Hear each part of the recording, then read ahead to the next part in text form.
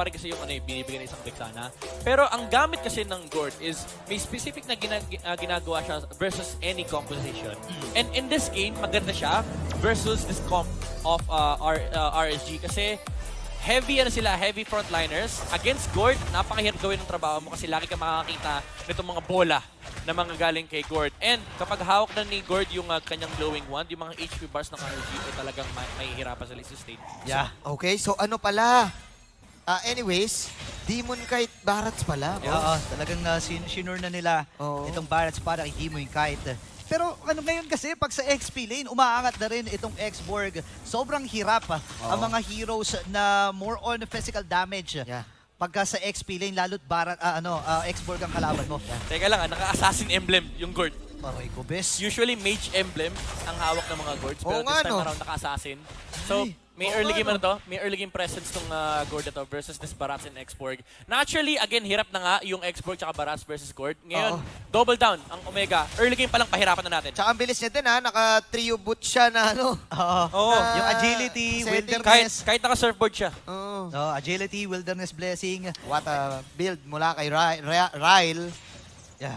Feeling ko magmamatter talaga dito kung paano gagalaw si Light mamaya. Once na mag-level 4 siya, kailangan niyang hanapin itong main damage dealer ng Smart Omega na si Ryle. Yeah. Oo, pare. Nakaka-light nga ang bola dito. Every time na may Jego, may Latigo. May Latigo. So, ang problema, sinong Jego ang ihilahin niya? Sinong ihilahin niya? Oo, Ako kasi- tingin ko, Gord. Kasi pwedeng yung Gord, pwedeng yung Matis. Ang nakaka-bad trip kapag gadya ka, yung kapag may pakito, yung may hinila ka, bigla kang na-knock up. Nanakap. Ayun yung bad beats, no? Bad beats yun. Oo nga. Hindi mo matutuloy yung hatak mo, no? Parang, sasayangin ko ba yung hatak ko kay Gord o abangan ko na lang yung pakito? Well, and ang mahirap dyan, baka hindi niya matuloy yan kasi maganda rin ang roamer dito ng Smart Omega. Yeah. Yung Ruby, nadidistrap ka kapag may yung Don't Trot Wolf King Yep. Pwedeng ihilahin eh. Yung kapag nag-divine judgment ka, ang daming pa-cancel. Okay. Pwede ka rin I'm offended, pero turtle fight for these two teams. Demon Kite. Luis, full stack. Here we go. Luis, knock up. Eto na yung final guard. shot na meron si Ryle. Pero wala silang napatay. Actually, 1-1 lang. 1-1 lang pala yun. Pero That's jungle yung Demon nila. Kite down. Pero si Matt, Ulan! hinila si Matt. Hinila ng Latigo ni Light. At doon na nga, makuha ng dalawa. Diba? Iba Okay. talaga. Ang kupunan ng RSG. Pang Diego talaga sila. Iba humuli Luis. na si Luis. Luis? Patip na si Luis. Hindi pa sumusuko si Luis dito 5K pa. Ang buhay ng Turtle, buhay Suntok. na rin. Itong si Matt. Level Suntok 4 para na si Mark. suntok. Jumajab-jab lang. Nandito na si Demon Knight. Kakabuhay lang. Level 5. Sino mauna dito para sa Turtle? Yun ay mapupunta kay Demon Kite. Maganda yung naging start ng turtle fight for Smart Omega. Sila yung nakaharap ng magandang engage combo mula dito from the Gord, the Mystic Gush. Took down Demon Kite. Nawala yung jungler ng RSG. Pero dahil napatagal ng RSG yung team fight na yun, especially with Light, taking down the Martis of Smart Omega, umabot yung Barats ng RSG dito and Demon Kite was able to secure that turtle for RSG. And nakikita na nga natin sa mga items. For sure ay focus talaga para sa Ice Queen Wand itong si Ryle. Kasi nga naman kung titingnan mo, ang bibilis din kasi tumakbo ng mga players dito ng Origin. Kailangan niya ng pambawas dito. Andun yung Mystic Gush! Kami din may hila. Classic combo. Ruby Gord, Mark and Ryle getting the pick off. Lumalabang pagdating sa mid game, sa mid lane control ang Smart Omega, pero they have to address the side lane. Medyo malaki yung gold gap ni Kusei laban kay West. 800 gold ata yung lamang ni Kusei dito versus the Bruno. And ito naman yung lamang talaga ng meron kang Brave Smite carry, yung tank carry na binabangkit natin kasi may sustain siya sa early game. So, yung aggressive playstyle medyo forgivable kasi mas mataas din naman talaga yung DPS ni carry lalo kapag tumama yung first kill. Okay, 4 members mula sa RSG.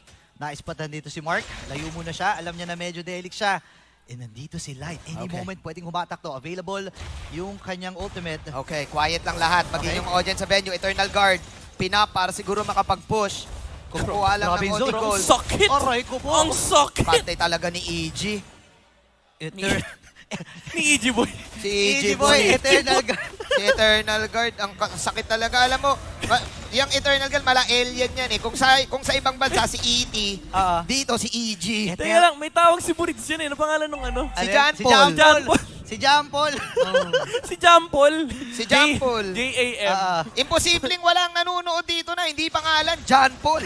Oo. Pero ito si John Paul. Sa'yo, EG Boy. Si EG Boy eh. Okay. Bahala ka na kung ano gusto mong pangalan dun sa... Pwede mo kasing pangalanan yun. Sa'yo Ah. yan eh. Sa pets ni, ni Bex. Aray ko po, sakit. Ang uy, pinapaapoy. Ay, what a predicted! Grabe, in advance niya yung Divine Judgment. Nako. Advance payment. Nahuli ka agad si Luis dito pero kaya pa namang humabol ng Smart Omega. Ang ganda ng ginagawa ni Nibor. Hinanap niya kung nasan dito si Matt. Siya lang zone, talaga ang the zone. kanyang tinititigan. 7K. Oh, Mark! Ito si Mark! Mark with the hila, yun na naman yung mystic. Aray ko po. Na meron si Ryle. At ayun, yung combo na meron Mato. ng side ng Omega. Pero alam ng RSG na wala ng mga skill. Ang Omega, makakalasin ba sila? Hindi. Yung turtle ay mapupunta pa rin kay Cedrix. Grabe, hindi sumuko ang Smart Omega doon pero maganda. Oh, Wes! Power flicker! Wes, oh, wow! Oy! Wait. Wow, Romericol! May pag-recall kay Kosei, man! Mainit. Sobra ka naman, Kuya Wes! Alam mo, si Wes matagal na mainit to. Amateur days pa lang niya, mainit na siya. Mainit din ang arangkada niya from MDL. Oo. Ngayon sa MPL stage, walang pangalan dito. Kahit nag-M5 ka, nakuha niya yung Torre sa may top lane. Rookie season, tapos kumbaga may ano kagad, no? May May swag. swag. Kumbaga, May swag. Malajamorant, may swag, pare. West side eh. Oo, West side. West side kill. Tsaka ang laking bagay niya na, sa lane, ang laking bagay na ikaw yung makakapag-push. Lalo kapag Bruno. Oo. Ay, ano, tingnan mo, lamang sa gold. Oo, yung carry. pare. Pero sabi ni Bruno, lamang ako sa damage. Lamang ako sa damage at lamang ako sa tower kahit lamang ka sa gold. Yun nga, galawan talaga eh. Kasi ang daming nagdududa eh, no? Dito kay West na papalitan mo kasi si Kera. Oo. Again, doon sa Smart Omega lineup. Mark. Pero dito si Mark, papasok. Mark, Nibor. okay. Dihilain pero nag-ultimate si Nibor. Pang-out lang din. Last insanity out. So safe pa rin si Nibor. Kaya si West sabi niya, dito naman ako sa east side. May Torre dito eh. Oo. Ramdam ko dito ang aking kapalaran eh. Kailangan ko mapabagsak itong Torre na to. Kaya naman RSG, 4 kagad yung pumunta rito sa may bottom lane. Malaki. Actually, lima yan. May malaking dinosaur. Missiles coming in. 5 members mula sa RSG. Grabe, dinala lahat. Okay. Dinala lahat sa Nag-call. barangay. Nag-call yung RSG na mag-raid dito Oh, sa Mystic baba. Bilis. Maganda ang ginawa dito ng Smart Omega. Mabilis na pag-clear wave. Pero dahil doon, alam ng RSG na walang Mystic Gush. Yeah. Pero feeling ko, mabilis lang naman to eh. Mga 30 seconds Kaso- lang yung cooldown nito eh. Oo, pero naiwan sa kusina yung yung pakito Sa taas, no? Naiwan, medyo delikado. training yung pakito. Ayan na, kumata. Divine Judgment coming in. Combo para dito sa side Ayan ng na. RSG. Isang mabilis with a snap. Wala na yung gourd. Yan na yung katanungan natin eh. Paano gagalaw si Light dito sa laban na ito? At Walang pinapakita Piraga. nga niya, walang Piraga armor din si Nibor. Pero tingnan natin, kalahati ang buhay ng Turtle. Babanatan ba to ng side ng Omega? Alam nilang kulang sila. Nilabas Oh! si EG Boy ay nilabas na naman pang zone. Perfect. Another Turtle para kay Demon Kai. Perfect timing. Ang ganda sana nung attempt dito ng Smart Omega to contest that turtle kasi wala nga Firaga armor, walang mang zone dito sa Martis ni Matt. Pero perfect timing mula rin sa Eternal Guard. Hindi naka-retry si Matt doon sa turtle fight na yun. Tingnan natin, bumabanat si West dito West. ng mga bola. Sakit. Ang ganda ng ng bush check ni Aqua. At Gosh! ayun, Majestic Gosh Rail with a flicker in. Panis. Medyo matindi yung laban na to, ha? Sakit. Oo, ang daming mga exchanges ng mga kills. Piniflicker yung Mystic Gush, pre. Imagine mo, ganung katapang itong si Ryle habang ito si Demon Kite naman, mabilis din ang kanyang responde. Matt dun sa likod. May planong umaga ng orange buff. Wala kasing dash tong Oh, yung Barat. barat, sabi ni Demon Kite eh. Meron naman technically yung ulti. Ulti lang. Okay, tignan natin. Oh, yan na. Okay. Oh, dash yan. Op, Tingnan Technically, natin. Dash yun. Pagkahatak sa kanya, dash yun. Nanakaw ba ni ano? Yan, Nanakaw. Nanakaw. Precious space talaga of the season, Sir Matt. Baka Wow. Matzilla yan. nakuha pa ni Matt. At ibang klaseng aura ngayon ang ipinapamalas ng Smart Omega. Kahit 3 yung rookie nila, wala silang pake. Wala Kaya talaga. lang ilaban ito kung skill ay magagamit. 3 Jamorant. Conceal. Gawin mo ng 5. Bumabana na lang sa tower ngayon si West. Nandito si Matt. Eto na. Okay. Titonas welcome mula kay Demon Kite. May stun. At ayun na nga si EG Boy. Guard. Nabanatan si Mark. Mark is out. 3 ngayon sa side ng Omega. Tumatakbo na dito si Aqua. Aqua with the grabs. Aqua, may abulin pa sila? Sir Matt, mortal coiling out. Wala. Isa lang ang mapapatay ng RSG. Trinabaho lang. Okay, wala rin namang ultimate dito si Light. Kaya lang ang problema, Oh! naka-fleeting time to eh. Ipit sila dito Op, Alright, tignan natin. 5 sa side ng RSG nandito. Hindi pa rin basag, pare. wow. Kasi buhay pa rin yung tower. Hindi sinusuko ng Smart Omega to habang itong si Luis naman todo trabaho lang galing sa top. Ngayon pupunta siya sa mid, poprotektahan yung purple buff at maagaw pa Ni Demon Kite yun! Ako naman ang mga agaw, Sir Matt. Wow! Ganda ng pinapamalas dito ng Smart Omega at RSG Philippines. Dikit na dikit lang, even yung gold. 27.9k.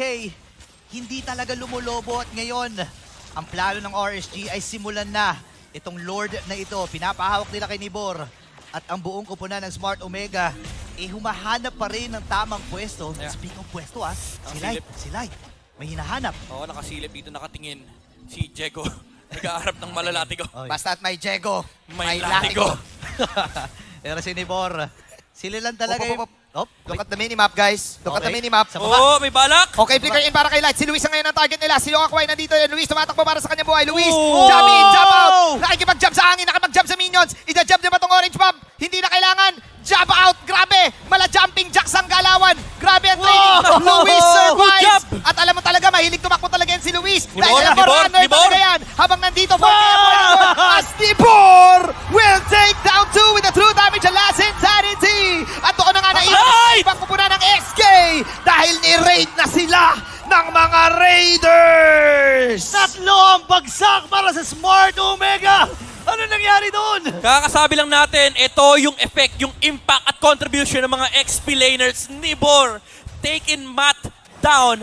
Merong Radiant Armor at Blade Armor itong Martis ng Smart Omega. Pero versus the true damage coming up from the X-Borg, naging enough yon for RSG to take down the jungler of Smart Omega and secure that Lord fight for RSG. Malabaybas operation yung nangyari, pare. Yung blueprint, ganun katindi. Sa baba, yung tatlo, tapos sinanipur yung naiwan dun sa bandang taas. Huli lahat ng sulok ng barangay. Tapos binabaran ka ng true damage, di ba? Imagine mo, mga 5 seconds yung nire-real talk. Parang sakit naman nun. Sa buhay kasi, pare, masakit ang katotohanan. Tama. Kaya nga true damage yun eh. Yan na nga yung instant replay eh. Hindi mo ma-filter yun. Walang defense dun. Walang defense Ang doon. totoo, Ayun, oh. totoo. Ganda kasi Ayun, nung ayun, nangyari yan. last Layo din insanity. kasi. Ayun o, layo pa ng Boom. RSG. Grabe. Ang daming pera nun, men, oh. 2K damage. 2K? Paano mo susolusyonan yun? Yeah. 2K damage. Okay, Nakita natin damage. Parang nasa 10% na lang yung buhay nung dalawang frontline dito ng Smart Oo. Omega. Sabog eh. Wow, ibang klase to. And dito sa laban na ito, ang RSG, alam na nila na kaya na nilang lumaban eh. Pero makikita mo yung disiplina. Okay, kahit lamang tayo, 4.5k gold lead. Meron na tayong mga necessary items. Eto na. Kinakalmahan pa rin nila. Grabe yung Raiders eh. Dati espada at shield lang eh. May flamethrower na eh. May jabombits. Oo, may flamethrower na. Nag-evolve eh, no? Bagong technology. Na ano sila, ang nangyari doon, na out micro pick up yung Omega. Oo. Hindi nila in-expect na pupuntahan si Luis. Nag-versus 3 kasi kay Luis eh. Tapos Oo, 2 eh. versus 4 sa Lord. Eh, napakahirap nun para kay Demon Kite, ha? Sobrang hirap din actually ng buhay ng Smart Omega. Imagine mo, at this stage in the game, yung X-Borg, hindi nyo pwedeng labanan basta-basta. Kasi kapag nag-a-adopt na yung stacks nung kanyang passive, especially considering na meron pa siyang War Axe dito, no, yung kanyang nala-lifesteal mula sa kanyang mga hits, lalo true damage yan. Add mo pa dyan yung 6% na nanggagaling sa Festival of Blood, tapos yung Fighter Emblem, napakataas ng kanyang sustainability. And by the way, may Brute Force din, tumataas din yung physical attack damage niya. Every stack na nakukuha niya doon sa Brute Force na yun. Ang daming baon nitong X-Borg ng RG. Stack na stack to. Iba pinakita ni Kuya Robin dito sa kanyang first official MPL match. Debut game. Oo. Walang jitters eh. Sobrang confident niya actually. Game 1 pa lang eh. Alam na natin na may suwag talaga itong si Robin aka Nibor. Oo, pare. Pangalan pa lang eh. Karamihan ng mga Robin na kilala ko talaga, matikas talaga eh. Matigas eh. Matigas. Oo. The bad boy. Minsan nga, medyo bad boy eh. The bad boy ng Philippine MLBB. Grabe ka, Nibor. First series, ayan na si Nibor. Hinata si Nibor. May mga shield pa dito Ayun na na. di naman Ayun sila na, ito. two damage! Sino tatamaan dito? Hindi tumama yung Ichiboy pero mukhang okay lang dahil si Corsa nag-flicker. Ito, bumabanat pa ng mga true damage talaga. Sherman! May true damage ay last insanity. May true damage pa yung mga spinning light wheel na meron ang side ng RSG. At si Sherman, the precious space of the season. Binaril! Saan napunta, Kuya Matt? Tingnan natin, bumabanat si Matt dito. Hindi Yes, ako papayag. Palang si Matt. Pero nakinaya ba ni Matt? Hindi na kinaya ni Matt sila. Si Nibor, RSG Philippines. ubos, pati pantubos ang side ng Omega at ni-raid nila ng matindi ang Barangay. RSG taking the series win.